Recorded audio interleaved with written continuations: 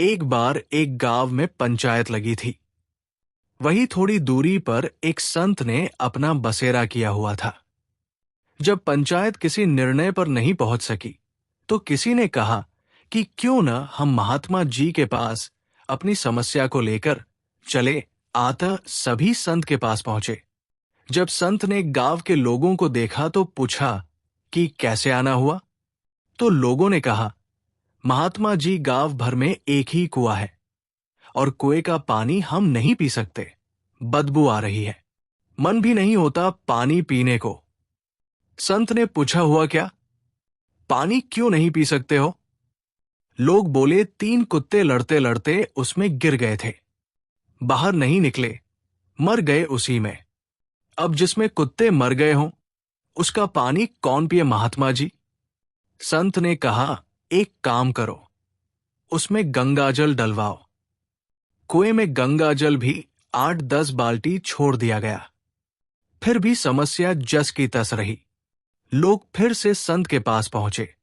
अब संत ने कहा, भगवान की कथा कराओ। लोगों ने कहा, ठीक है। कथा हुई, फिर भी समस्या जस की तस।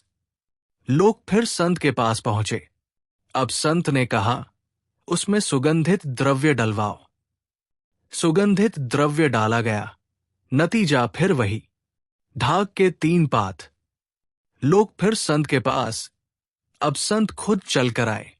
लोगों ने कहा, महाराज, वही हालत है, हमने सब करके देख लिया, गंगा जल भी डलवाया, कथा भी करवाई, प्रसाद भी बांटा और उसमें सुगंधित पुष्प और बहुत चीजें डाली।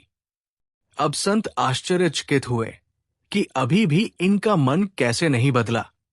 तो संत ने पूछा कि तुमने और सब तो किया, वे 3 कुत्ते जो मरे पड़े थे, उन्हें निकाला कि नहीं? लोग बोले, उनके लिए न आपने कहा था न हमने निकाला, बाकी सब किया, वे तो वही के वही पड़े हैं। संत बोले, जब तक उन्हें नहीं निकालोगे, इन उपायों का कोई प्रभाव नहीं होगा। ऐसी ही कथा हमारे जीवन की भी है। इस शरीर नामक गांव के अंतःकरण के कुएं में ये काम, क्रोध और लोभ के 3 कुत्ते लड़ते झगड़ते गिर गए हैं। इन्हीं की सारी बदबू है।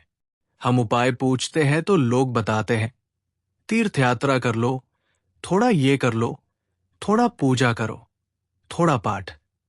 सब करते हैं, पर बदबू उन्हीं दुर्गुणों की आती रहती है। तो पहले इन्हें निकाल कर बाहर करे, तभी जीवन उपयोगी होगा।